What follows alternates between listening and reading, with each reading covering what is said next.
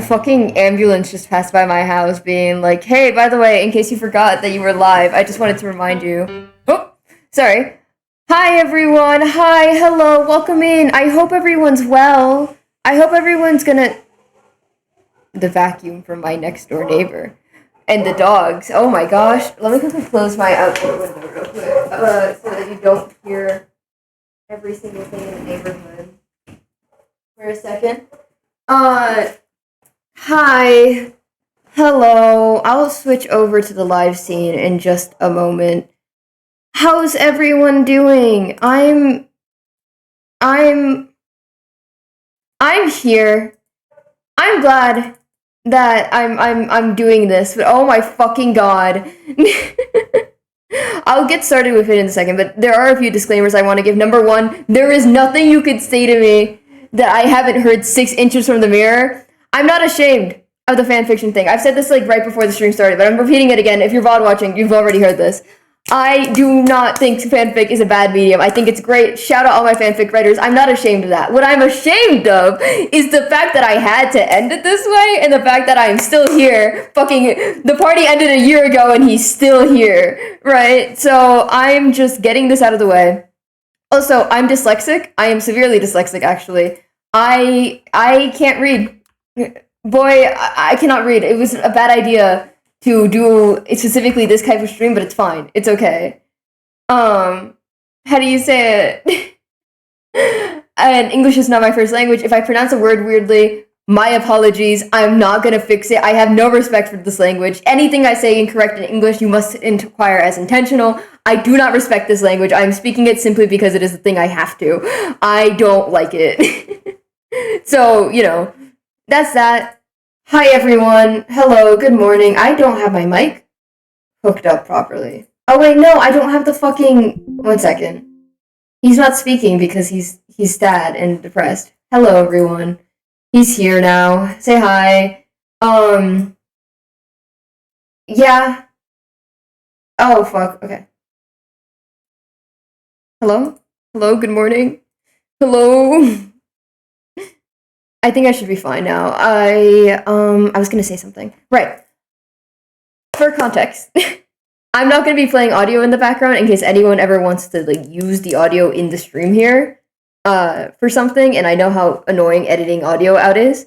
So I'm not gonna do that to you all, right? That being said, if it's awkward because it's silent or because I'm taking a moment to drink some water, that's too damn bad! Is chat meant to be gone? No, I turned it off for a minute because I just wanted to get shit out of the way before chat box appeared. You should be there now, though. Everyone say hi. Everyone say hello. Good morning.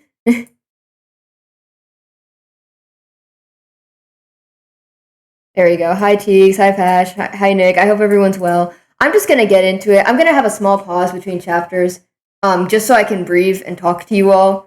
And maybe do a little bit of director's commentary. I originally was gonna get out the document, for the text is white on white. Yeah, I noticed that like the second I put it up. How do you say it? What I was gonna say is that I am gonna pause for a second to like discuss stuff. I was gonna originally use the document that I wrote Pride on to show you all the fic, but then I realized all my beta readers' comments were on there, which is fine, right? Like, that's okay. But they're not really age appropriate. So I would consider better to maybe just show you screenshots of funny comments my beta readers left, and then that's it, rather than like actually showing the document. Just for the better of everyone. That being said, hi, welcome in. Here's the warnings that you may need. Teening up, fucking canon typical shit. If you're watching the stream, you know what happened to the character and you know what's going on. I don't feel the need to explain it. I'm sorry. I'm kind of just delaying because I don't want to start. Please hold my hand, chat. I'm scared. Streamer's scared. Streamer's really scared. Streamer's embarrassed by his writing. I'm gonna try. Okay. Let me get a little bit of water before I get in.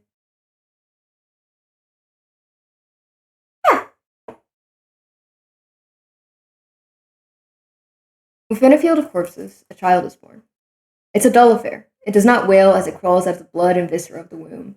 It does not cry out for help. It does not even hunger for its mother or look for warmth within cold bodies. It only quietly repeats the same phrase: want to live. It assumes the form of one of the corpses, a young child, not quite man or woman, young and so full of want, a desire so fervent it persists within the spawn, a lingering pile of melted wax left from the candle's flame. In the aftermath of genocide, a warm body is found by the doctor, lying atop the pile. Infestation festers in all that surrounds it, roaches crawling upon the presumed friends and family, but never it. They, simple creatures as they are, recognize it was never born, so they could not digest its corpse. She asks, "Who are you?" It responds, "Desire." For the first time, the doctor smiles. She is satisfied in her search and calls off the troops for a week's time. This is, of course, a lie, and intentionally deceiving the few spies remaining is an essential part of war.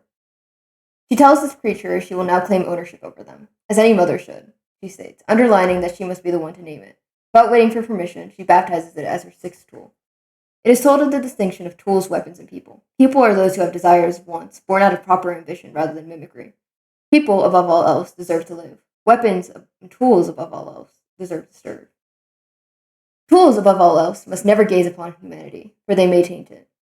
It is told covertly that a tool could very well save so many lives, satisfy the desire all beings hold to live. The tool, now playing the role of a spaniel, listens intently, mimicking the behavior desired as best it can, repeating clumsy shots towards the finish line. Can you tell me about yourself? Is this a job interview? No, I'm just curious, I guess, about what you think your starting point should be. I think it keeps things more engaging for patients. The therapist places the ballpoint pen diagonally upon his clipboard. An unnatural television-ready smile is spread across his face, screened and rehearsed for this exact type of wounded animal. Wouldn't you agree? I guess, yeah. She pauses, glancing down at her palms as she rings them together. I just, I don't know. I had a normal childhood, I guess, and I think my adolescence wasn't great, but it wasn't, like, bad either. And your adulthood? I just turned 20. I see. Well, tell me about your childhood. How were your mother and father? I didn't have one or any. I guess I had a mother, though, in a way. It was more like a mentor, but she was like my mom. How was she? Militaristic. Mostly because she was a military officer. I was in the military, I think. I worked as a doctor for, I don't know how many years. It has been a while, though. You can relax, Six. She tenses further but continues, plastering a small smile on her face and forcing her shoulders down. I worked to heal people, bring them back from the dead since I didn't really know any of them. I healed both sides a couple of times, got in trouble for that, and they locked me in the infirmary afterwards. Locked you? Yeah, I was only allowed to leave for lunch and sleep. Though eventually I stopped needing to sleep at all. I didn't mind though. I liked my job a lot. How'd you learn how to do it? I She begins to play with a loose bit of thread by the hem of her coat, tugging until it begins to unravel. How did you learn? He presses further, grin twisting across his plastic face, his perfectly white, straight lined teeth displayed through. She swallows, hard. I, the doctor gave me a method. I don't really want to talk about this part. I want to make a deal with you, it declares, as it has been told to want. The devil responds to a similarly programmed dialogue, as both of them follow the preceding dialogue. Script, guideline, written of Fox and Prince. I am right here beneath you, the tool states, allowing its vessel to be used as such, body warping and stretching out to impossible lengths as it implodes within. This serves as confirmation, you see. It is a justification for the loss of the mimicry of humanity. This is what the tool has convinced itself. It is strung between porcelain parts, strings keeping together in place what veins once did. Warm flesh placed atop the parts of a wooden toy. I never held anything within it, you see. It was hollow the whole time. Medically, it was only distinct from a CPR practice doll due to the fact that it could talk and mimic warmth. It could be recycled. The doll could not. This is why I did not cry when its mother died. Is that really it? He asked, tilting his head to the side like a curious dog. Yes, the tool responds, firmly holding down his wrist in order to quiet the tremble.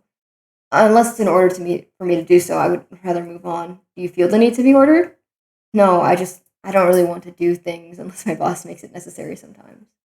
Am I your boss? No. Would you have listened to my orders? No. Would you have listened to your mother's orders should she have been here? Of course. And your brothers? I don't have a brother. His smile is even wider, gum shining through. Don't you? I hired a mercenary to act like one. That means nothing. Is that really it? He asked, chopping the last bit of vegetables. Yeah, the tool responds, desperately trying to tap. It's a simple recipe. He's nothing but a stolen dog from the state. He's only here because the tool has paid him to do so. He's only remained because the way home was lost, as the tool selfishly burnt the map. Though he may lie and say he would have done the very same, that he enjoys his time wasted with the tool, it knows better than to believe the words of a sycophant. The tool requires purpose. The tool requires purpose. He, the weapon, requires a thing to harm.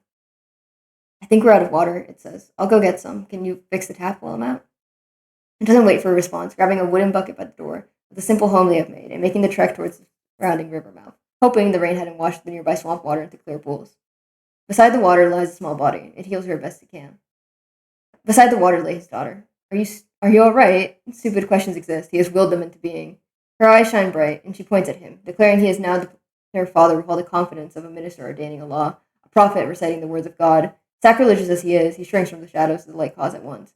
She rushes towards him, holding onto his hand with all the force her tiny body could muster, melting into his arms. She was so very small, and despite herself she was trembling, a chronic case of autophobia. He never was allowed a choice.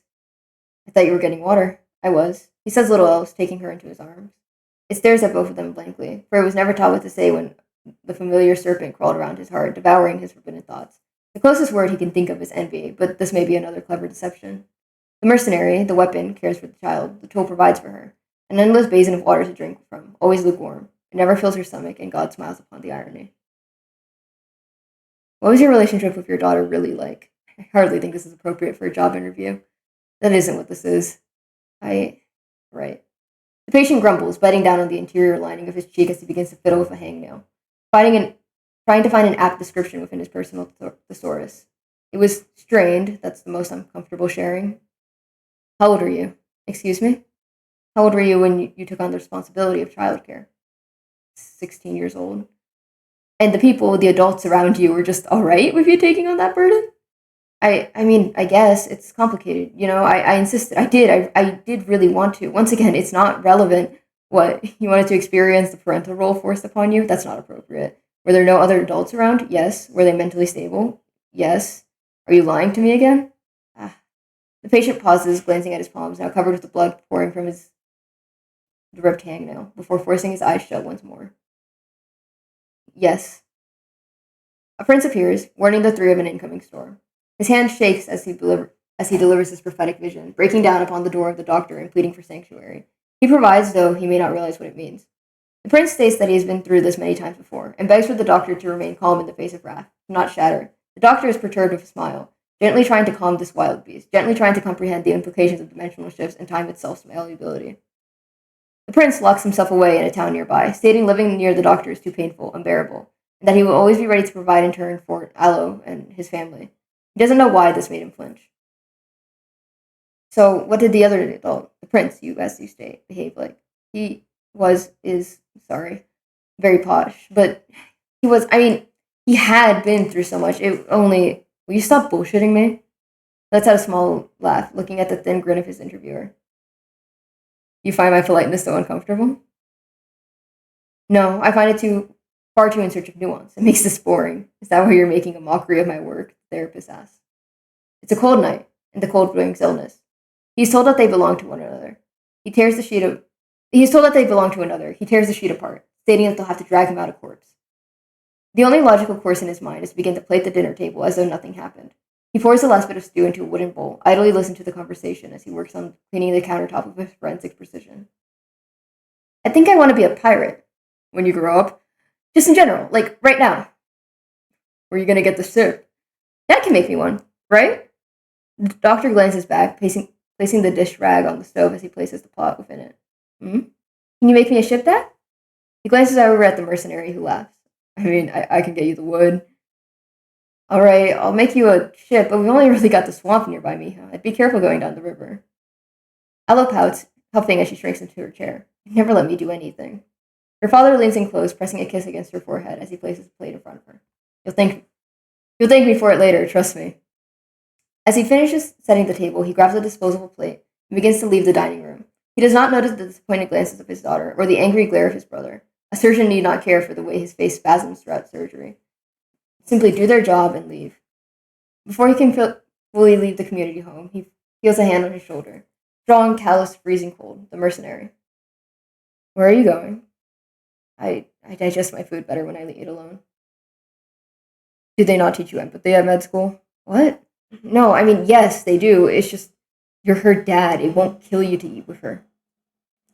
I, I don't really get what you're trying to tell me here. Grow a pair and spend time with her. I still don't get it. The mercenary scoffs, shoving him forward out the door. You're just another war medic. The doctor watches the door slam shut and wonders why his face feels damp. I'm simply trying to understand you through your profession. You're a televangelist at best. Am I? Why so? Does me being more confrontational make you uncomfortable? Should I go back to being meek? Is that what you want? The ground begins to sink into the crevices of unreality. What's with this change in demeanor, Six? I've realized something. Something you very, very well may forget if you don't behave. Well, who's boring now?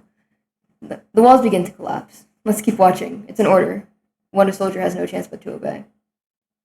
You live on stolen land. The angel appears that very same evening, what had been drawn. He can't help but notice how beautiful it looks, wrapped up in lace, gentle work placed onto a feathered hem. It should be displayed within a museum, a church, perhaps, not within the palms of one motivated by a bounty. He wonders how long it takes to clean. He wonders if it has ever been cleaned at all. He, for the first time, finds a want of his own. He wishes to be impaled by this angel. He wishes to see his viscera pool out onto the floor before him, die in the very same way he was born. He wishes for the person before him to strike him in the chest and leave his warmth, and have his warmth be the very last thing she feels from him. He wishes to die. For once, the tool feels a warmth bubble up within his stomach, permeating through his digestive tract into his arteries. He believes this is hope.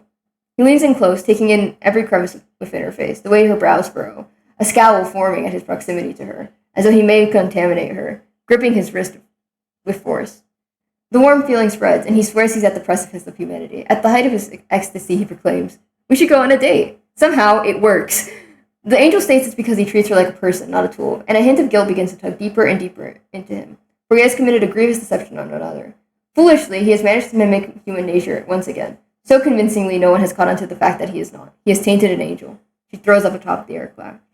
A man made of smog pins himself against the doctor's neck, whispering into her ear about the monetary value of life.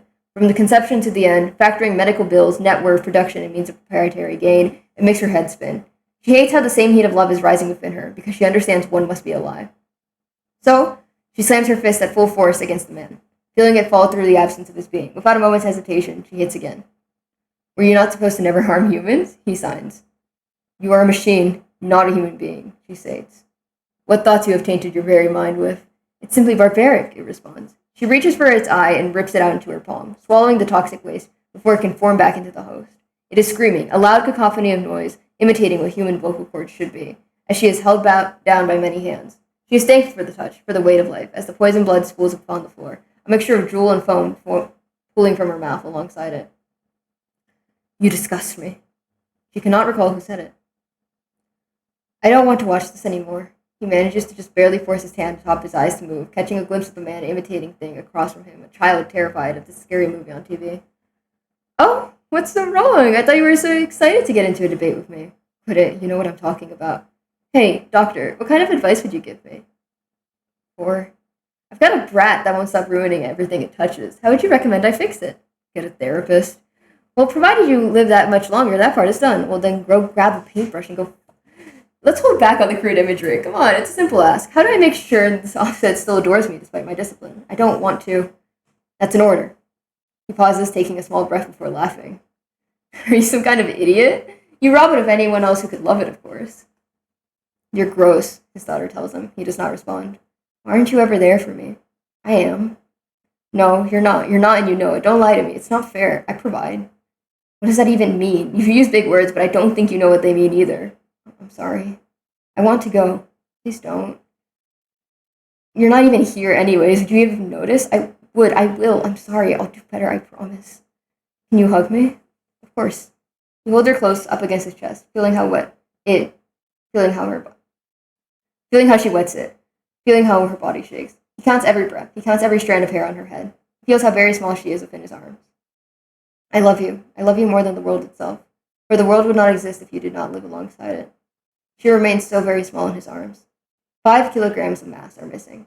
5 kilograms of mass have been discarded. His hands are stained red as he stares down at the present thrusted upon him, lungs slamming against his ribs as he cannot even manage his breath in order to wail. He is not even human enough to cry over his daughter. He shakes as he gently places his daughter's head atop her body, the sun shining down in a beautiful golden mockery. Days like these should reign. Days like these should not exist. He attempts to do CPR, shuddering at the sound of her oh so fragile ribs creaking once before breaking down into loud screams, a wounded animal crying out before predators closed in, holding the parts of his daughter so very tight against his chest. In a blur, he expends every single potion, ointment, drug, raw essence, and spell he can manage to find within his scrambled thoughts. Hands becoming completely raw, a bright mixture of redstone, and the last parts of his daughter staining his skin. He barely looks up at the look of terror and disgust his brother is giving. In turn, she smiles, thin and scrunched up. She laughs at the look of misery, keeping her eyes closed. She laughs so hard it sounds like screaming, but she would never recall the wails of this moment as anything below a laugh, for she found the same ecstatic joy, the same warm feeling all coming crashing upon her in that very blip of time. She laughs even harder as her brother slams her head against the stone path with a sharp crunch. You keep returning here, don't you? He doesn't respond, watching the film linger on his corpse. 6? To this moment? No, to this state of mind. Are you the best performer you can be? I believe myself. Is that not the same? You think you can deceive yourself and by extension commit undetectable sacrilege. Is that not the same? Are you sick? I'm a doctor. Did it hurt? Do you think it did? No. No one is truly present at the funeral, but they pretend they are. The angel and the prince perform the best, crying at the right moment, solemnly brushing hands against the body of the little girl, averting their gaze as she is lowered. The mercenary manages to at the very least sob. The sound is honestly just grating to the doctor, but at the very least, the weapon cries. The father does not manage to even display a single hint of remorse or grief. Shock and drugs mitigate all sorts of betrayals of face. He simply walks up to the podium and states, "We're making a big deal out of nothing. People, children, die every day, you know? Who cares? Now please excuse me, I've got actual work to do." His room is a coffin. He practically tears his heart out as he reaches deep into his chest, scratching anything he can before replacing what little viscera he has managed to scrape out onto the table before him. The viscera reforms, and a jack of spades stares back at him, a soft shade of crimson, slowly gaining saturation. "I'll give you a way out when you're sure to die," the devil's voice echoes, and he forces out a grin of gratitude. "I wonder how much you worship is siphoned goods sold back to you. I wonder how much you worship rudimentary performance." He visits the corpse of a dulled weapon every day. He acts like the perfect husband, the perfect wife. Every week, he helps out everyone he can. The best completely free doctor in the region. Every month, he is a damn good surgeon. 8 months fly by. He is living as a real man should. She is perfection incarnate, even if it may be thrust upon her. She speaks to the smog once again, and this time the hands tear her apart, exposing all of her entrails for the world to see. It does not hurt. She is not embarrassed. She returns home. She ignores the disgusted, worried glances of her wife. Her wife tells her the truth. The corpse is not eating. She forces food down his throat. He will not die if she does not will it to be. 8 months pass, and the stench of rotten food and humid rot have permeated into the very soul of the room. She stands above the casket, the bed, holding the corpse of her brother, and she only knows one way to cause the corpse to become a weapon once again. When the doctor recounts the story, she will say that he responded first, that there was a big argument, that they yelled like children, that she screamed and sobbed and fought. The reality is that she placed an axe in his hands and simply stated, "I was her father, not you. Quit crying." It was quiet as he bashed the axe into her, severing her skull into 2 asymmetric halves. She did not scream, and neither did he. The only sound was bones cracking and the squelching of her own head. He kept going, and she felt every moment of it, as she had wished for immortality, not indestructibility. Perhaps this martyrdom was an aspect of humanity, too. She was happy. He had finally gotten out of bed. As her blood pooled upon his floors, he asked, "Are you satisfied with this now?" Her skull reformed, blood pooling slowly yet surely back onto the very place it came from, and she began to rise, a small grin on her face. She left the room without a word. The reality was, no matter if it was by his, her, their, or your hand or not, it was always going to die. He had just hoped it had been a little more painless. How selfish. He brushes his hand against the fresh scar squirmed across his forehead. "Where are you going?"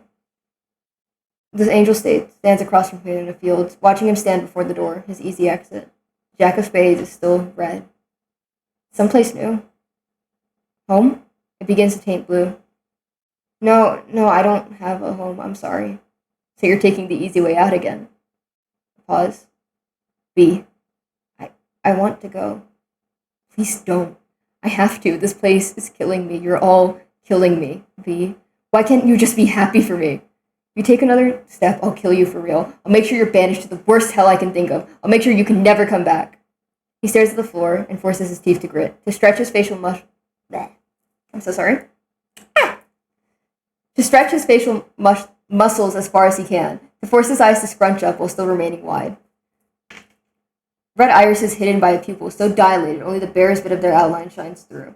He looks back at her, holding her down, red hands staining her pure white gloves, her beautiful white buttoned-up sleeves he had just ironed that very morning, turning a mockingly bright red as rain begins to fall. Days like these deserve rain, so hit me with all you've got. I'm gone either way. She stares back at him in horror. He lets her go. He too cannot bear to see her in this way. You couldn't even follow through on that. I guess I was right. It was a marriage of cowardice. I won, and that's why you're so angry with me. You can't bear the fact that you could never love anyone that you didn't hold beneath you. He turns around, palm placed firmly against the doorknob, giving a deliberate... He slams against it with the full force of a polearm, tears the hole through his stomach, skewering him against the detailed wooden paneling before releasing him, taking his liver alongside it.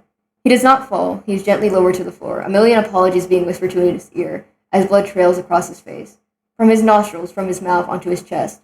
Barely managing to breathe as he stares bleary-eyed forward. She is on top of him now, crying just as much as she holds her beautiful golden weapon above her head, the lace of the bows falling onto her. Is that seriously all I ever was to you? He chokes out another vein in response, beginning to suffocate on his own blood as she applies more pressure on his lungs. He feels his thoughts blur into plumes of dandelions, allium flowers clogging his muscular folds and stopping any signal his neurons may try to fire. This has been, by far, his worst death. Was that just your fucking trophy wife? You married me because you were scared? Alliums had a significance to him. He just knew. That's why he was grabbing onto them now. What the hell? Why was he being so difficult? Did his brain seriously get lobotomized? You're a self-pitying bastard who's never done anything but give and give and give to people who don't even want or need your gifts. You just do it because it makes you feel good, because you want to be right. Was that all I ever was to you? What we were? Another gift? You seriously think you're worth that much? She drives her knee further into his chest, and he coughs out what few of his organs remain intact after today. Alliums were in the bouquet at their wedding. Aloe had put them there. Amongst the blue, white, and orange flowers stood a few trampled, wet, bright lilac alliums. You drown yourself in drugs and grief and pretend like none of us noticed because you're so good at your job. Aloe's favorite flower is alliums. I'm not a vessel for your self-hate. His favorite flower was alliums. I could never love you, not because you're beneath me, but because you never considered holding yourself above your own dogma. She slams down her polearm at full force, standing it red with the poppy beside his throat. She's fully broken down into tears now, clutching onto him with full force. She's almost childlike as she sobs, gripping hard as she can onto his throat. She is not loud, she does not scream, rather she whispers soft apologies through sobs, kissing his throat, his cheek, cupping his wounds in her hands, trying to pry tears out of his eyes. Please just don't leave me. He shoves her off of him.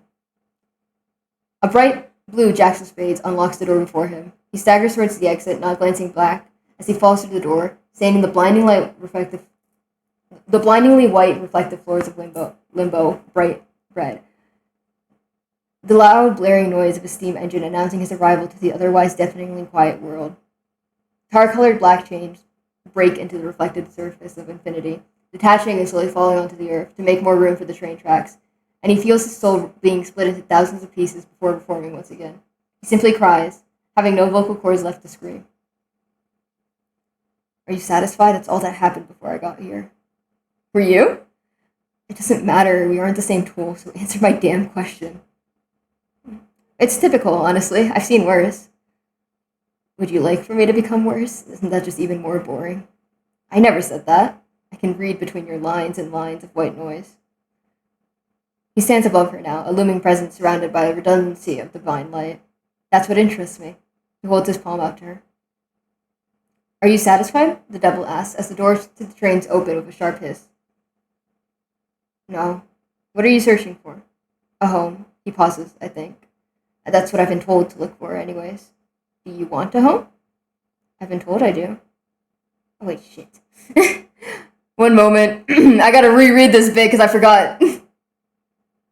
I forgot I actually still have the fucking voice modifier thingy there.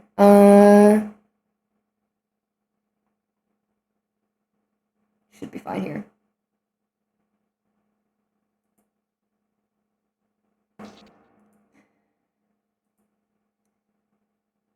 Are you satisfied? The devil asks, and as the door to the train opens with a sharp hiss. No? What are you searching for? A home, he pauses. I think. That's what I've been told to look for anyways. Do you want a home? I've been told I do. Is that the same as want? Does it matter? He feels the delicate hands of absence begin to reassemble his missing parts, organs stuffed back into porcelain skin, face stitched onto a proper proportion. His teeth may be stained red permanently, but the devil is known for due diligence. My wants have always been sick anyways. I have a choice for a place. It is divine. Take me to wherever the hell you want, as long as it's far away from here, he says, getting up and staggering into the train. I just need... He pauses, glancing at the stretching impossibility of the train cards. Bright blue skyline shining in through the windows. Something, I guess, a place to live. Did you not have one before? Objects are inanimate, Leviathan. A long silence stretches out, and he begins to close his eyes, relaxing into the comfortable metallic seats of the train, hearing the rattle of railing circles before the steam of the engine allows forward. The train lurching forward in a swift motion. On the monitor, there is one sentence displayed. Your next stop is divinity. Your life starts there. You have succeeded in your psychological evaluation. Welcome to production. Oh my fucking god, bro. Okay, 1 second.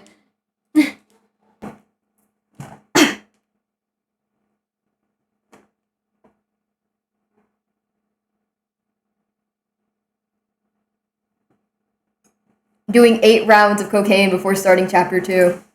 At least that was the most, like, literary full one out of all of the options that we have here. Thank you for the kudos. Fucking, oh my gosh. Okay, before I start chapter 2, let's keep one thing clear.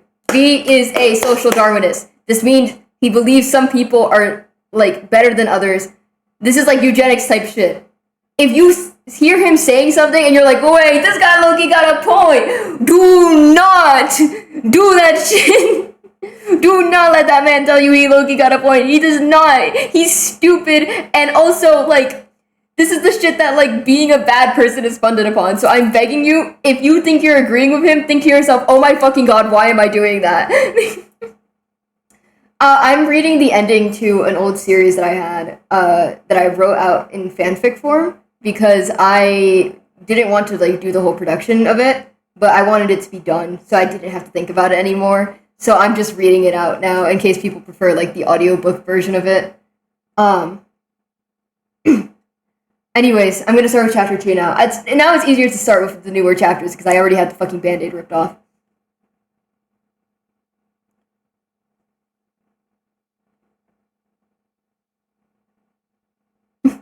Do not reproduce. If you find yourself agreeing with him, do not reproduce. That is the end rule. Also, I would not recommend writing the fic like I wrote it, because originally this was actually just straight up script. Like, obviously the dialogue tags and, like, action tags were not part of the script, in the form that they're shown here, right? But, like, what you're seeing, the dialogue that's written, I just literally copy and pasted from dialogue I wrote for a script.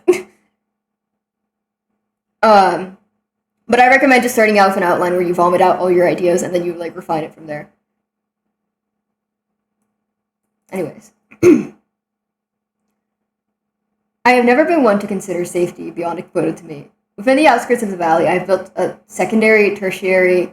Honestly, I've lost count, but it is a house. When questioned on it, I will simply respond that it was out of convenience, that I may be uncomfortable to stay hidden for so long. The blood had stained the floors too thoroughly, and I could not wash out the smell of iron. The reality is that someone found my hidden documentation one time too many. Throughout the day, I have spent a considerable amount of time gathering all proper paperwork. Small plants and weeds I have grown despite my mild pollen allergy, and all personal objects. And I have placed where it all once stood various flammables, most notably gasoline. But when the smell overcame even what little of my senses remained, I poured rubbing alcohol upon the grounds as well. It was quite a waste, honestly. It worked wonders for infections when it came, and it was miserable to properly distill. but the bottle had gone bad and needed to be disposed of regardless. I began to tear down the corkboard, the physical manifestation of my hours of labor. Though my former therapist may have called it crude obsession, running through my fingers through the last of string before I tied the final bit of gasoline to the wall. Purple signified hate, I believe, but I can't be arsed to remember it anymore. I lit a cigarette, placing it to my lips, and began to cough as the smoke slips through my lungs. I believe the confusion the smoke had caused to my still intact neurons. I extinguished the small paper roll as it fell to the floor, sparks barely brushing close to the gasoline lathering the house.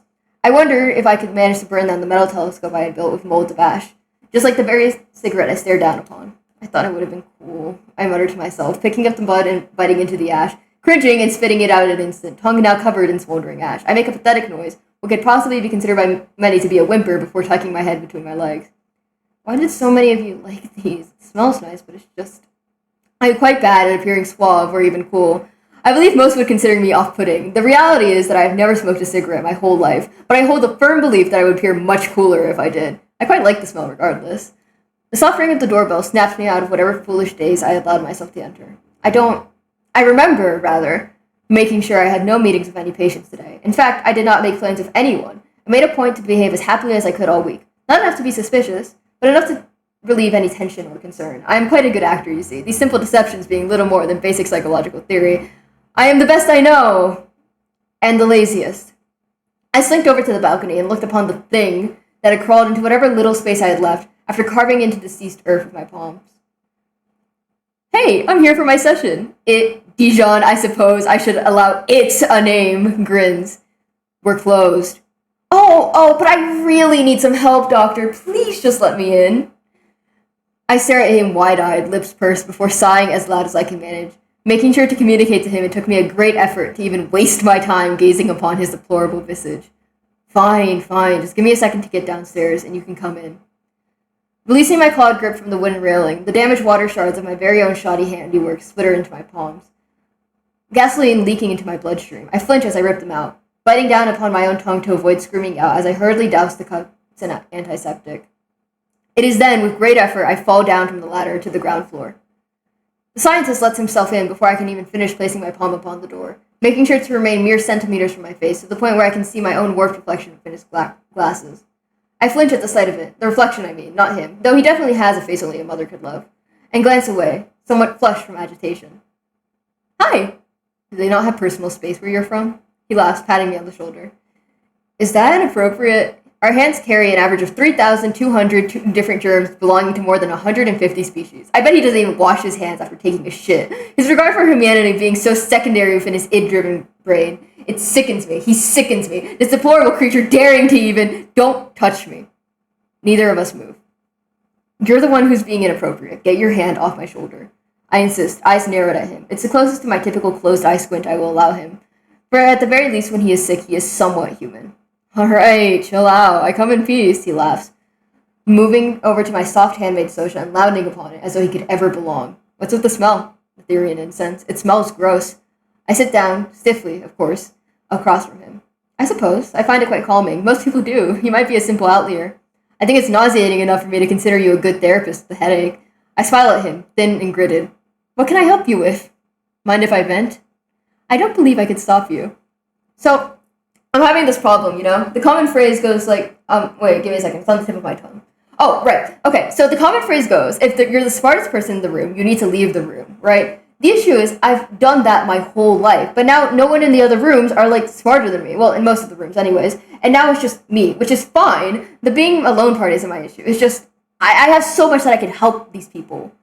Help them get into my room, and maybe even let me stay there. But they don't listen. Are you following along, doctor? I am. You are, don't worry. You don't need to answer me. I can pick up on things like that. Anyways, my question to you kind of boils down to that. How do I get other people to listen along, doctor? How do I get them to really look at me when I'm talking, doctor? At least when you're looking at me with so much disgust, I know you're looking at me, and not like someone you used to know through me, as though I'm an extension of a greater concept. How do I get more people to do that, doctor? How do I help people, doctor? I begin to annotate out of habit within my notebook, before quickly scratching it out. Thoughts like these don't have any merit being put to paper. Do you want to help people, or do you just realize you have too many stepping stones sunken in your road to progress and need to recreate more?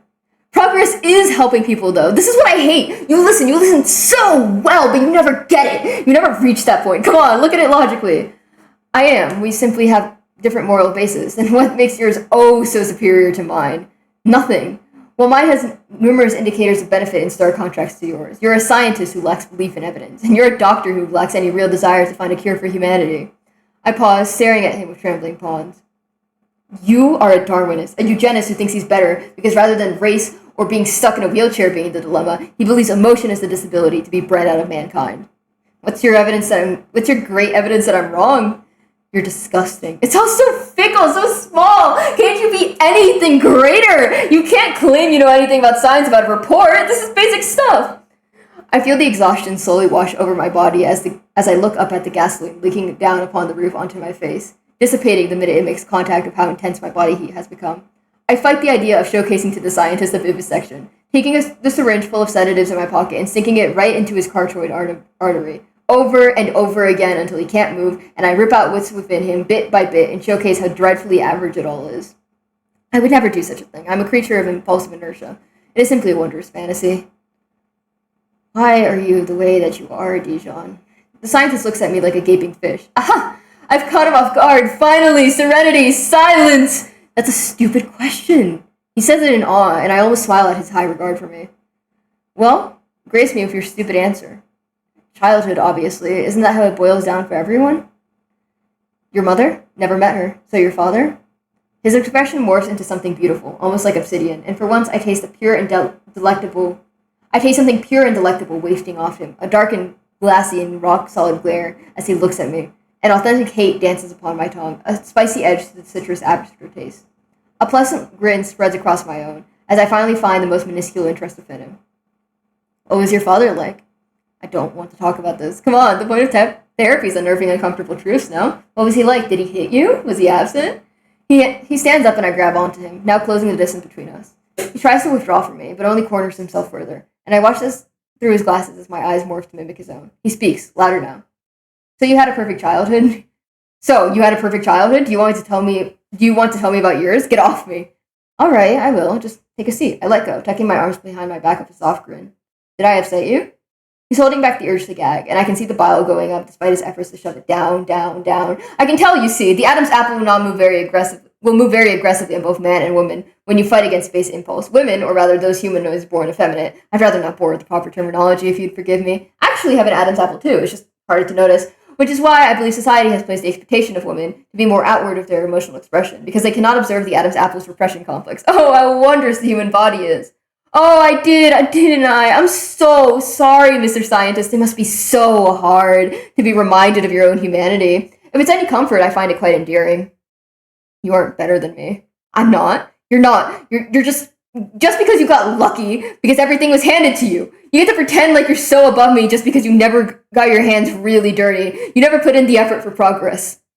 I sit down in front of him, to the point our legs are brushing against one another. He's uncomfortable, but this is a necessary part of the process of getting heat to the heart of the issue. I have to get as close as possible, you see, tie him down so tight that escape is not even a consideration. Rather, a breakthrough has to stand in its place. Do you think I deserve to live, Doctor? This session isn't about me. I'm an essential aspect of this perpetual motion machine. Every life lost is the fuel to propel me further. I deserve to live because I want to. You don't want anything, which is why you don't have the same right I do. But you get to live anyways. Why is that? Somehow, I feel as though I am the one being cornered instead now. Proud of your lack of guilt? No, I wouldn't say proud, more so elated. I'm unburdened by the things common folk are. So you only deny yourself guilt because the emptiness makes you feel superior? The grin morphs into a grimace once again. Why are you judging me? I'm not. You do the very same, don't you? My hand wavers over the syringe stitched within the right under half of my coat, before resting on my thigh, just above my femoral artery. I suppose, to an extent, the moderation is an essential aspect of life, in my opinion. You moderate yourself? The genuine scientific curiosity of the question makes it sting all the more. I do. It was taught to me by my... I paused, catching myself in the glimmer of his eye. I despise, loathe, absolutely abhor this look of his, this filthy mockery of hope. I press it away through my own gentle smile, attempting to assuage my own discomfort, hate. Once again, though, this session isn't about me. I'm sure your father could have educated you on moderation. Don't project your own issues of being a father onto mine. The scientist forces a laugh. Hmm. I glance at the lantern gently swinging on the roof, trying to buy any amount of time possible. I wrestle through my brain, entangling with myself within my own thoughts, and ripping off the cellophanic string-like prestige from my throat. Do you believe you can ever hold people in anything but idolization and demonization? I mean, you have nothing beyond what you create, so you can never hold those beyond your simple binaries. I look up at him now. I barely registered any movement of how quickly he stood up, and his expression is something indescribable. The feeling emanating from him is dirty. I feel this longing for intense filth spread out from the tip of my tongue down my throat and begin to choke me. The flavor of soil, disgusting manure, settling within my stomach. I'm not scared, I just back away because I know better. The cold sweat is because the scent of gasoline is finally getting to me, causing my nervous system to react. I am not scared because fear is for those who believe that they are dealing with someone above them. He looks down upon me and states, "You're not even a person. Why do you get to tell me how to be like one?" It's genuine. He isn't lying to me. I must be honest, I did not know how to react, so I allowed impulse to move me forward. It was my first time placing my hands upon a person in the intent to truly kill them, so you must excuse me for how clumsy it was. I was attempting to maximize my efficiency, just get the vital points. I know them well, after all. I placed my hands upon his airways and began to press down on his throat, my fingers blocking his nose and my hand upon his mouth, as my other hand pushes again and again against his throat, pinning him down upon the sofa with my boot, slamming down on his knee as my other leg digs into his Achilles tendon. I believe this is what an average human experience of unadulterated hatred would be, but I am not sure, as I am not adept on the subject from a first-hand experience. He bites down upon my palm at full force, drawing contaminated blood, which begins to flow into his mouth, causing him to choke all the more. I convince myself that he will come back, that this is simply another form of stress relief. Then I feel his breath slow, and he looks up at me with a pathetic, pleading look of fear. Despite myself, I let go. He runs out, and I swear I can hear him yell an expletive at me before he does, but I cannot for the life of me recall which one. It doesn't matter. I don't feel ashamed, I just get up and go about my day. I don't remember where I learned how to make Molotov cocktails, and it doesn't matter to me anyways. I just light the fuse and slam it against my feet. As the flames envelop my hard work, as reality begins to fall apart, it doesn't matter to me at all. My left eye begins to burn alongside my lungs, and I impulsively take the last bit of puss-covered collagen out, screaming out at the stinging aftermath that it leaves. I begin to wail with my one remaining eye, tears pouring down from it onto the glossy floor of the void. While apathetic to the viscera of others, I've always been disgusted by my own, not due to the pain it causes me, because the color it holds is closer to tar than natural human blood, as though it has been deprived of all oxygen. This mixture of self-disgust and soul-splitting pain often caused me to become weaker-willed in the past, and causes me to wish to become more weak-willed now. A bottle released clinks before me on perfect cue, and as I reach for it, guilt begins to tremble through me. I simply hold the bottle instead, hoping that if I end up breaking it, it will enter my system and I can consume without the guilt of indulgence.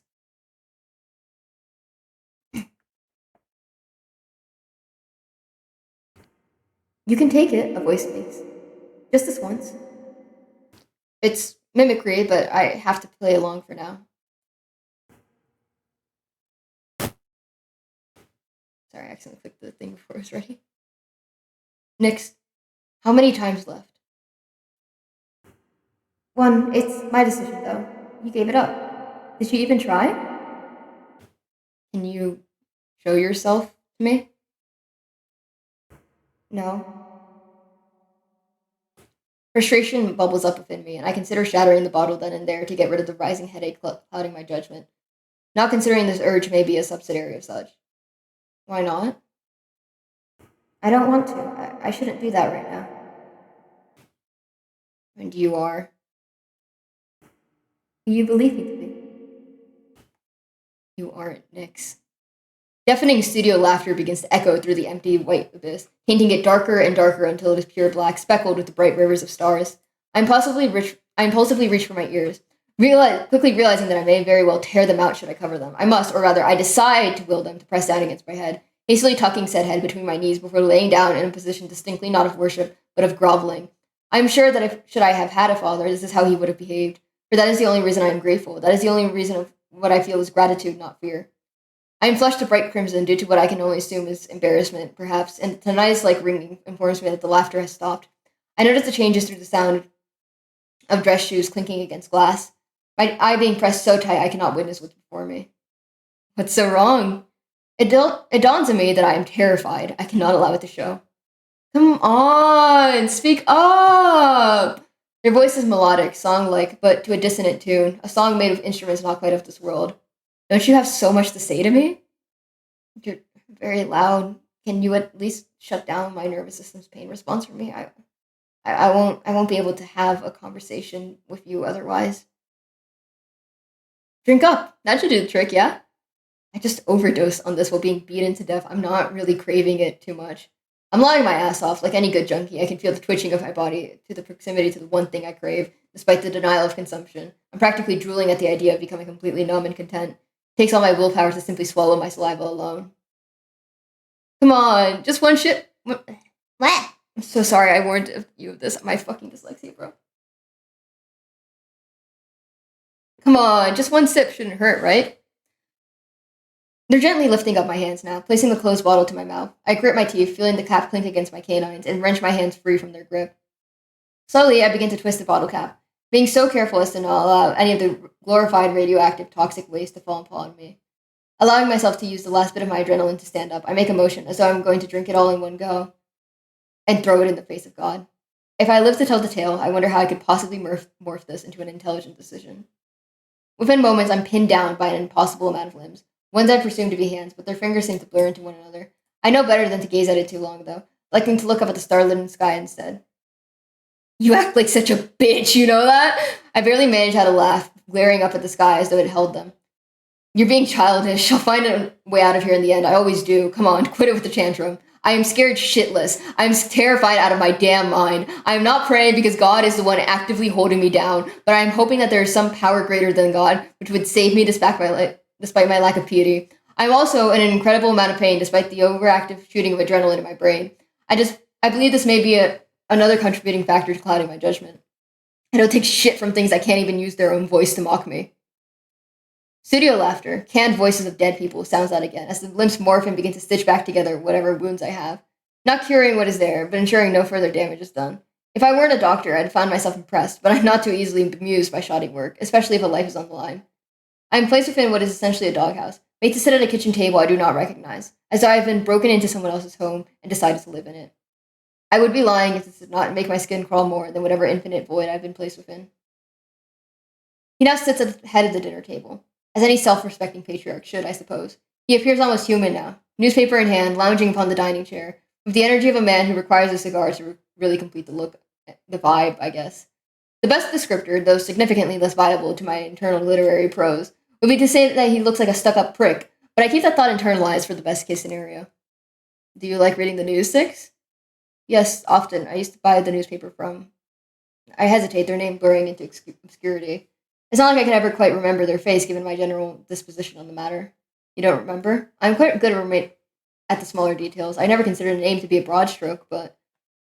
No, I guess not. Regardless, I remember missing it when it left. It may be for simple gossip, but I like staying updated on world events.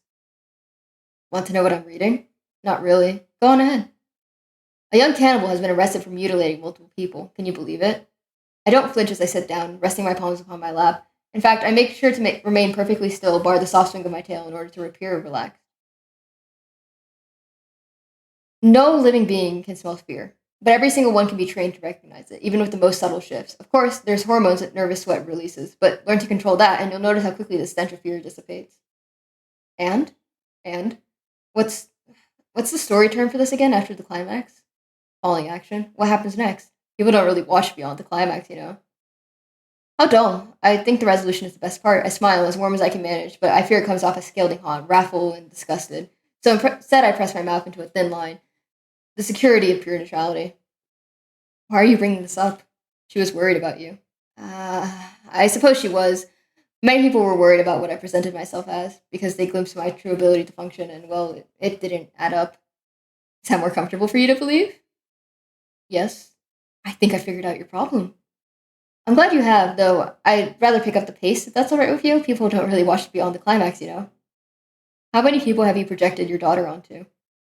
I feel my entire body stop before starting once again. A complete and total emergency restart of this putrid vessel, falling apart at the seams. He seems so relaxed, a father asking his kid how school was. And it causes my stomach to slam against my intestine. 2. The butterfly and his daughter. I know this was inappropriate. You don't have to scold me further. By his, you mean My leg begins to bounce, and I can't expend the energy to order it around. Concha, can we move on now? Get to the point. So impatient. That damn studio laughter again. If I didn't know any better, I would slit my throat before him here and now. Prove how deep his mockery truly goes and how annoying he is to deal with. Killing myself would let him be the victor, so I never really do that, but the melodic voice of the void is a more satisfying tune than his wretched chords. You know, I really quite liked you from the get go. I almost wanted to take you for one of my own, but your story would really lose all thematic relevance if I just took control rather than giving you those little pushes in the right direction. I stare up at him now, playing with paper napkins. He is nothing but a complete man-child, a man-child I'm forced to grovel for should he so please. The very thought nearly causing me to throw up at the last of my internal organs, bile rising in my faux artificial throat. Of course, I only gave you the push to go figure things out. Everything else you came up with on your own. The most wonderful part of your tragedy is that it was your responsibility alone. That's I can't bring myself to disagree with him, but who else was I supposed to count on? I couldn't bear to become just another patient in the psych ward. You had so many hands to grab, and yet he tears the napkin in two. It is no show of power, no impossible display of divinity, but it scares me the most out of anything. I imagine myself as a napkin, my head snapped in two, and instinctively reach for my neck. You always pick the worst ones. Why is that? I couldn't. Someone had to take care of him, and I didn't want to give anyone a justification. I had overpowered him before. I started to tremble, hand brushing against where my eye once was, flinching at the sensitive texture the empty socket holds. I could have done it if I hadn't thought myself to be greater. Just as you thought yourself to be greater than your wife. I never thought that. You turned your back on a trained assassin just because you were so sure she wouldn't hurt you. You never gave her any love beyond those first few months and expected her to always be there regardless. He pauses, placing the broken napkin within my hands. So obsessed with the emotional and physical abuse of others, you lied and told everyone she was a wonderful wife and you were a terrible husband. Secretly, you were both praying the other died. You're lying your ass off. Why would I need to do that? Because once this conversation ends, I'll end up with Nyx again, and you just want me to tell Nyx that I don't want to live. You want to justify why I should die. The studio audience morphs into an overlapping cacophony of canned laughs, jeering, and pitiful ahs, sounding out on top and on top and on top and on top of one another, clawing their way to the top and falling down just the same. So loud I cannot help but slump it onto the table, gripping my ears with very little regard for reason, practically tearing them off. It enters through the bloodstream, echoing through silken veins into my amygdala, screaming at me to run out of this doghouse, away from whatever the Holy Father has presented itself to be. Freedom has a cost. Who do you believe has been facilitating these little games of yours? The dollhouse falls apart, and a bright red sign lies within the sky, light pollution destroying every single star that remained. The devil cannot create. I do. The first death I ever witnessed was in the woods, a corpse hanging from a tree branch. I tried to get atop the tree and untie her, freeing her, but I only managed to fall on my back, air knocked completely out of my lungs, for what felt like hours. Tears brimming, but not having enough oxygen to be anything beyond hydrogen. It was also the first time I felt truly foolish, gently hugging the cold body until my body fell asleep, legs numbing completely alongside her. Yet I had to keep living while she remained the very same way for the rest of eternity, rotting into nothingness. I always thought this was so unfair.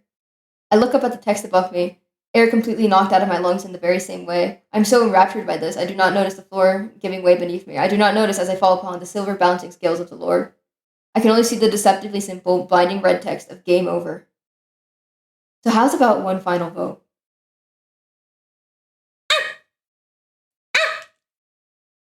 Okay. I'm gonna go get some water because my fucking throat hurts. Ah! Okay.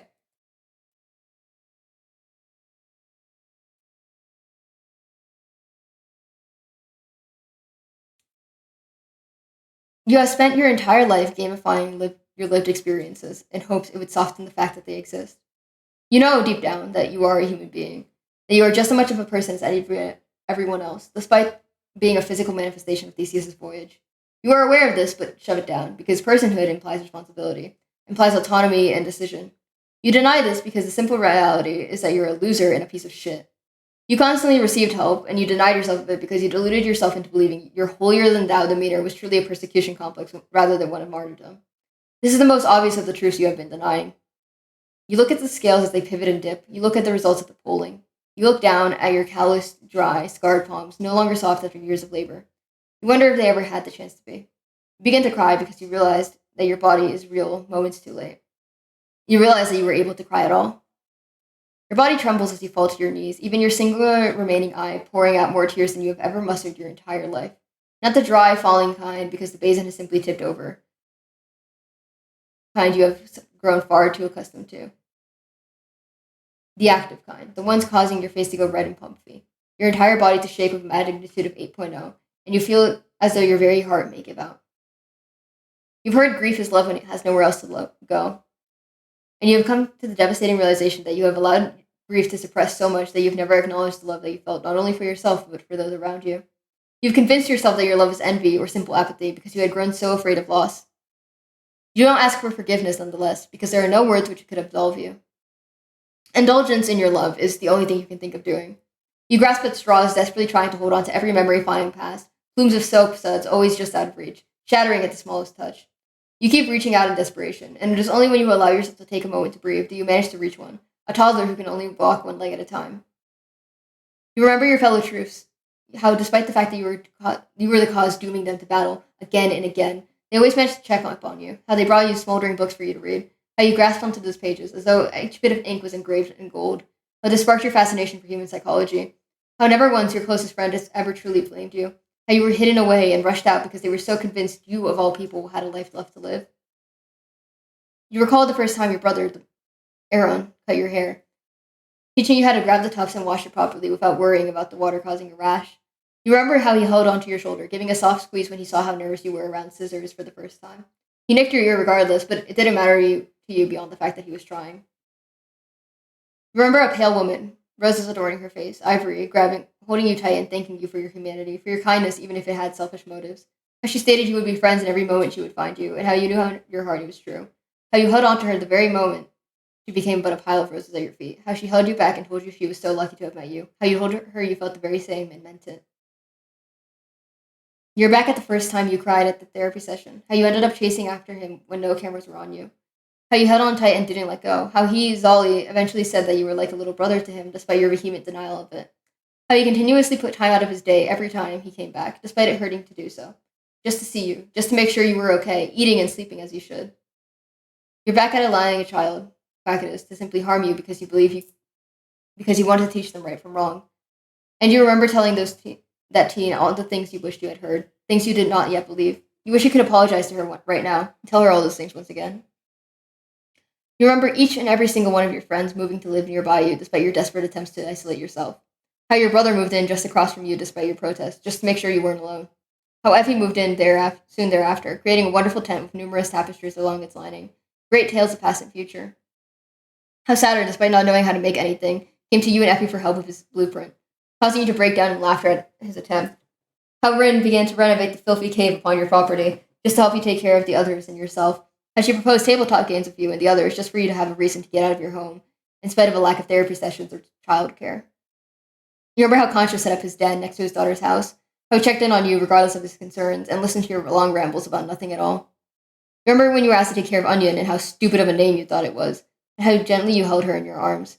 How you, alongside everyone who had stuck themselves along your side, raised that kid, a whole village. How you cared for her despite your many flaws, and how you siphoned what little love you had allowed into her. You remember holding Beatrice's hand for the first time. You remember kissing her cheek and telling her how much you loved her. She was your best friend before you forced yourself to believe you had to be the perfect husband to be truly human, to be the perfect wife, before you realized that none of that mattered at all, and it was only hurting you both. You remember holding your daughter's hand for the very last time. You remember kissing her forehead. You remember her exclaiming how she loved you as she waved goodbye. You remember not wanting to let her go. You remember not letting it go until the pressure caused you to crystallize. You remember her asking you not to miss her. You know now that you still have time, that you deserve to continue to experience it, just as you're about to lose it all. There is still time. You look up at the pools, look up towards God, tuning out whatever idiocies he is telling you, tuning out whatever dialogue was used to justify another harmful, yet gamified fate. You simply hold out your hand to him. May I have one final wish? You ask, voice breaking at the last syllable. Of course. His voice is no longer bold, no longer all-encompassing, for you have seen how small he truly is. Can you please just hold me before I go?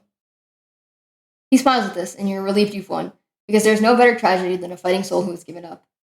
You are relieved that you only have to put on this one final performance. You are going to act your damn heart out. You place his left hand upon his, brushing his clothes off of your right, gingerly placing your hand upon his chest and leaning forward as you feel his heartbeat. If you are touching creation itself, the only logical conclusion is that what you have created should be easy to retrieve, as it is not divine. You lean into his embrace, head upon his chest, and you tear into God with your bare teeth, pulling out the life that is your own. You do not let it go, biting harder until it aches, feeling as he shoves you off him, allowing you to fall back into the infinity of the void with an almost human scream emanating from the empty mouth he held. Despite the fact that you can feel your life slipping from your fingers, you still have that burning ember within you now made out of your very own will. You swallow your heart, the burning ember that has kept you alive, the burning will of man. You scream until your heart goes raw, until your throat goes raw, until you reach the bottom of the void, until you wake up on the couch of your home, stitched up and surrounded by the ones you love. And in your final moments, you ask neither God nor devil, but yourself, and you state you deserve to live. And you laugh despite the tears. Okay, it's done! It's done! Oh my fucking god, it's out there, it's done, I read it out, I'm gonna read the afterword. Okay, Jesus fucking Christ, it's over! I genuinely have no clue if, okay. Hi Teagues, hope we're well.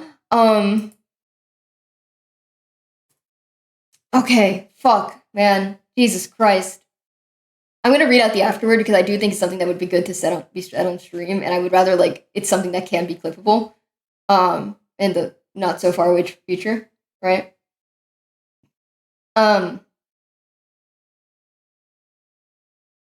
my gosh, okay. I hope you liked it. I'm so sorry if you've heard my fridge in the background. It's, like, genuinely about to blow. I read numerous afterwards in order to find the words for my own. I guess that's kind of indicative of the fact that I would not have been able to create anything without deriving my work from those around me. I found a lot of inspiration throughout writing from the entirety of this series. Not just the story, most notably in works like No Longer Human, Crime and Punishment, and various short-form works by Franz Kafka, Edgar Allan Poe, 100 Years of Solitude, and The Bell Jar, all fascinating stories written by terrible people. If you liked how this was written, I'd recommend checking any of them out. So I'd be remiss not to mention them before getting into the meat of things. I must ask that you forgive me for my lack of literary prose when I talk about myself. I'm a very vocal person despite my attempts to appear sophisticated and highbrow.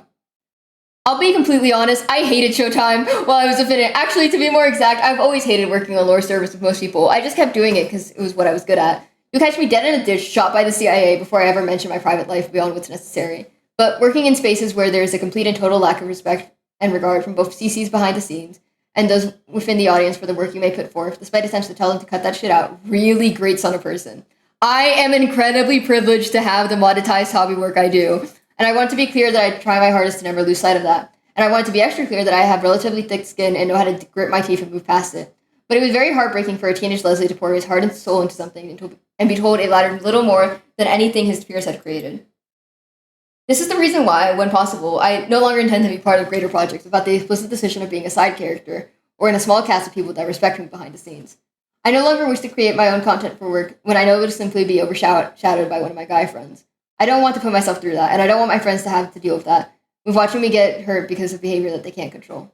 Unless, of course, one of my friends secretly has the cure to misogyny and has elected not to use it, which would not surprise me. They're all huge assholes who hate me specifically, and while reading this afterwards, several of them sent me a screenshot of this message saying, I'm not using it. Not to say I won't make anything ever again. If I stop creating, I'll die, but I don't really intend to do anything more for anyone else's projects anymore. Because I know better, and that change starts within me. Also, I'm, like, nearly at the end of my teen years, and I'm not dealing with that shit. I've got a job. I'm not doing this anymore. I'm sorry. I'm, like, nearly 20, bro. Like, I'm writing this more so for myself and to get it off my chest. As a fic or novelette, honestly, it is so fucking long. I'm so sorry. It was always meant to be just that. A way to end the story of a character that was very dear to teenage me, and honestly, to an extent, present me. Before I go, though, I want to offer a sincere thanks to a couple people. Thank you, IDK Knows, Divi, Rena, and Midfiddles for beta reading all near 14k words of this. I'm so sorry once again. It was originally 15k, they helped me cut it down. Thank you, Rena. I love my wife. I fear the rest of what I wrote was a bit too much for me to be willing to share publicly, but no, I am, and always will be, a proud Airways lesbian. Thank you for writing Toxic Fury for me once again. 10 years strong of knowing each other. If not for Beetle, I would not have been able to write any of Cardinal. My goated beta reader of all time, the most glorious media of literacy, Decide the Wild West. Unfortunately gay, but we can work on that. And without Beetle, I would have ended up floating in the Dead Sea before even getting to Raph. Thank you for being my most dedicated and honest supporter. You have caused more for my personal growth than you know. Despite me shooting on him to the ends of the earth because he deserves it, I would not have been able to meet most of these people if it was not for Zolly forcing me to socialize with his friends. I probably wouldn't even be here today without them. She was also willing to listen to any of my infinite yaps, which I sincerely appreciate despite her playing Clash of Clans during most of them. Thank you for being there, even if sometimes you had to because I would burst into your room and not give you a choice. Unfortunately, the victim of my irritation at the infamous How Can We Make This About Contra phenomenon, this small, irritating raccoon has always stood in my corner when it comes to content creation, willing to bring me onto his projects which he pours his heart and soul into. One of the most passion-driven people I know. I hope one day Marvel recognizes his capacity and yet casts us as head director for one of their movies. Thank you for never letting me fall behind even when I end up in my little pits. I'm not saying who these people are because they already know. If not for you, I would not have the self-respect to say no several times over, and I would still have no clue what the fuck a cinematography or audio design is. Thank you for everything. I know you're all aware of how much you mean to me. Dijon's the reason this ending is possible at all. Thank you for remaining one of my closest friends, and thank you for being someone I could trust to remain kind to anyone, without expecting anything in turn. Thank you, executive producer IDK Knows, funded the $0 budget of this fucking project. Holy shit. I sincerely hope this ending was to your satisfaction, but I am glad that it was to mine, and that's all that really matters to me. Thank you all so much for watching. Oh my god, it's over! It's over! Oh my lord! But that's not all, actually. So for those of you joining us for the first time and you go, V, you didn't actually do anything for this, right? Like, you're just, like, redoing the script for something that you never started doing, like, shots for? So I have not one, but two fully done animatics storyboarded, right? They're not, like, all elaborate like my usual animatics are, and I don't think they're going to be, ever, because, you know, well, like, gesturing vaguely, you know. So I'm gonna be showing those now, and then I'll probably be answering a few questions if you are into that, and then ending stream. Thank you for watching. I hope you enjoyed. Viva Latinoamerica. Long live the woke left, and I'm gonna go. Open the curtains, lights on. Don't miss a moment of this experiment. Oh, the book is strange, like clockwork orange. Keep your eyes buttered till the end. Which you are going to be. Inside the mirror, do you see someone else in the body?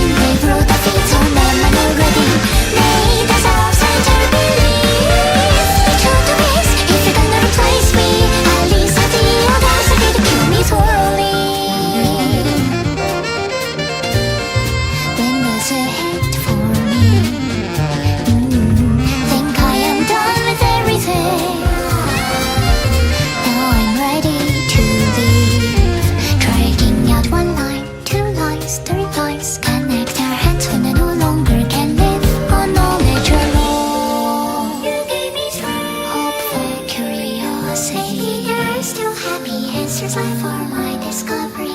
What's the color of the electric sheep you see? And if you love me, can you love your everything too for me?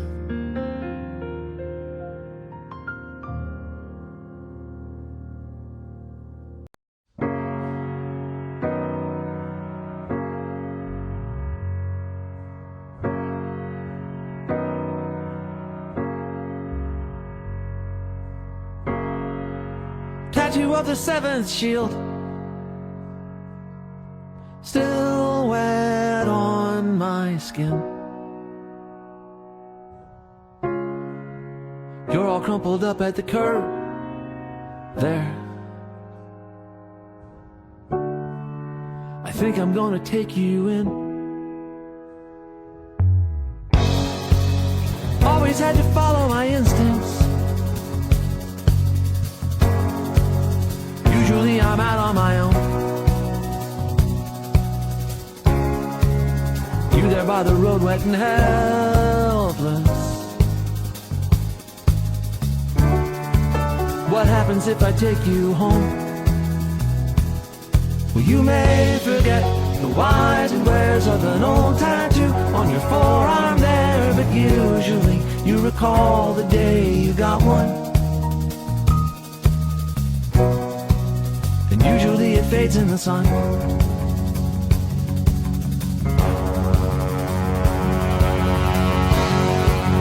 Headed for a season in exile, as the oracle predicted, according to reliable sources. In 30 days I'm getting evicted. Trying not to scratch where it itches. It takes a certain level of discipline. Not even have a second by the light switch. Let the future flood right in. Well, you may forget the whys and wheres of an old tattoo on your forearm there, but usually you recall the day you got one. And usually it fades in the sun. Usually the lines grow faint, like old house paint, just a way to mark the years gone by. You lay on the couch 3 weeks until the color came back into your cheeks. I'd seen ones like you before. Plenty came through before.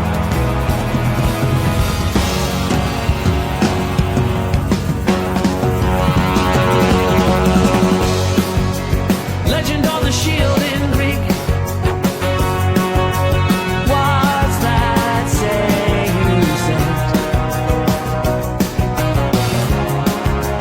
I gave you an answer that I thought you'd buy. All of this will disappear in the twinkling of an eye.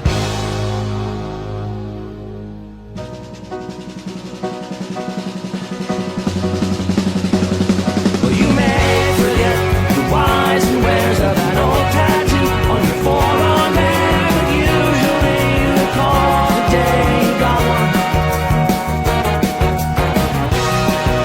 And usually it fades in the sun, but not this way.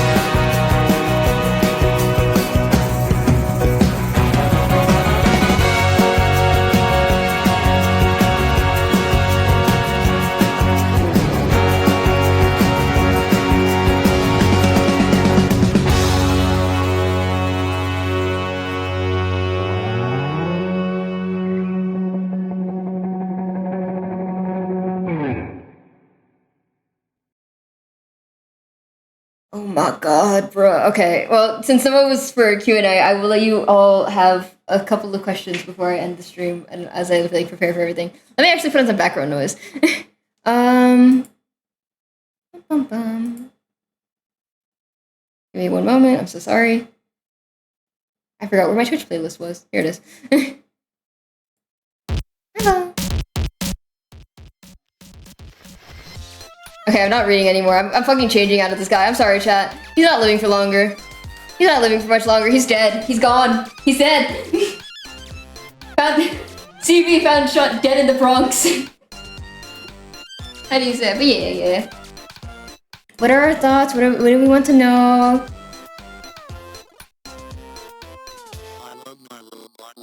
Background noise while I optimize Cookie Run Kingdom teams. How do you do simplistic drawings? Know what shape and like silhouette you're trying to show and like just put that out there.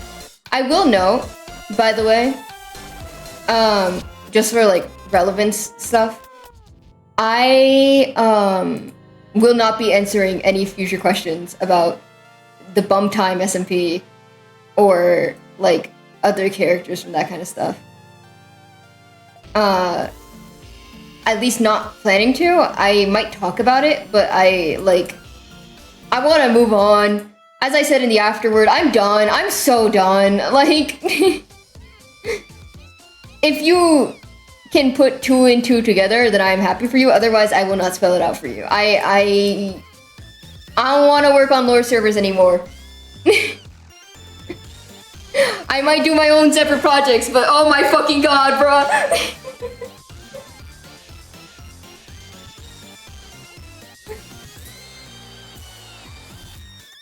But yes, let me know if you have anything to ask at all. Otherwise, I think I might just start the raid up like nowish, because... Here, wait, let me... Opening up Twitch and praying that it's not gonna immediately put the audio, because I don't like... Don't do this to me, Twitch. Don't do this. Okay, we're good!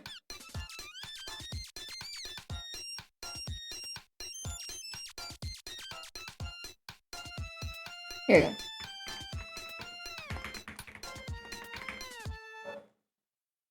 There you go. But yeah, I guess just general questions that I'm gonna like quickly get out of the way.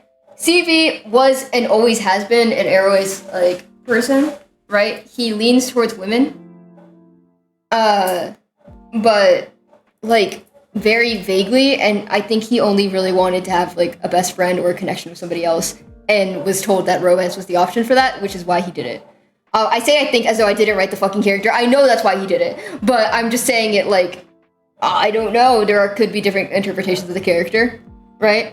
Any scene that you have seen him have where it had any sort of romantic or otherwise implications, that was probably unintentional, or it was relating to something else, that you might not be looking into. So I apologize for that.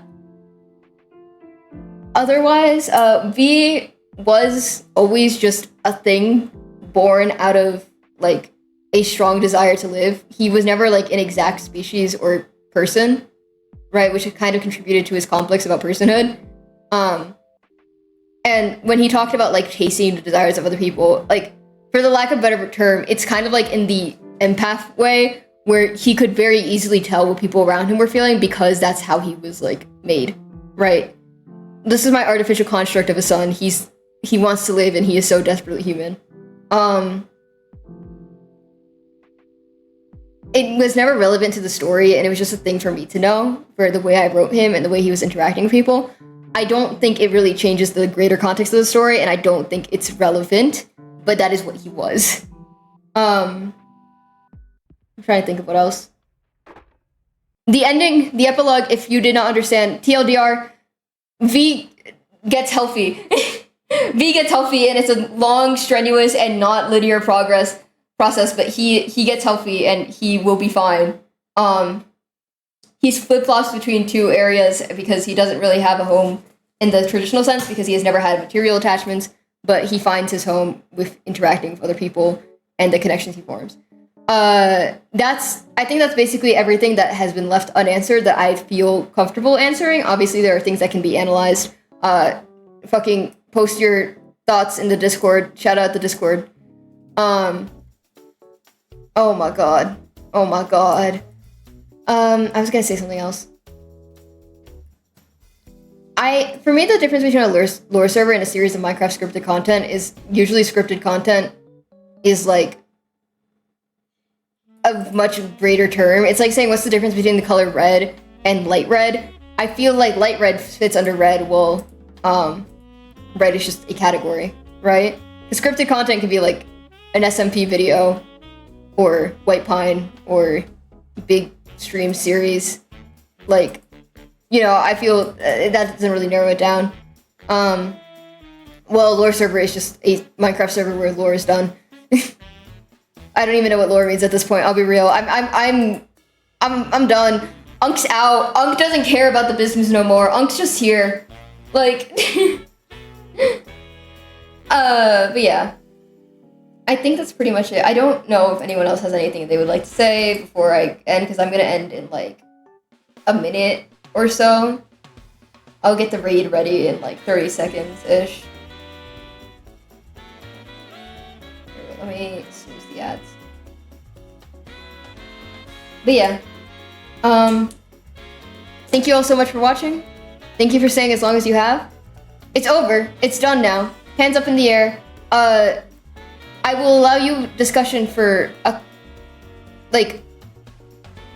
however long, because I know, like, I'm not gonna say no, you can't talk about my characters anymore, right? But like, do it for as long as you would like. Talk about them for as long as you would like. I love seeing it. I'm so glad that people find interest in it. If you ever think I'm going to do anything like that, oh my god, I didn't even post the AO3 link in chat. Sorry, fraud alert. My stream is a fraud. Here's the AO3 link for the fig if you want to read it on your own time. Also, let me quickly change the font that chat has back to. There we go. Yeah. If you want to read on your own time, there it is. Feel free to talk about my character how long you want. I'm so glad that you do. If you ever think I'm doing anything like a lore server ever again, you're fucking crazy. You're fucking crazy, and if I'm there, it's because I was threaded into doing it, and I'm not happy about it, and it's a desperate plea for help. Goodbye, everyone. I'm done. It's over. It's fucking over. I'm free. I'm free.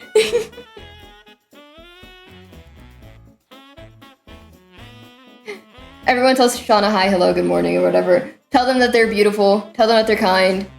I'm going. I'm gonna go fucking drink water and kill God? I don't know what people do these days. Goodbye. Bye-bye. Goodbye, everyone.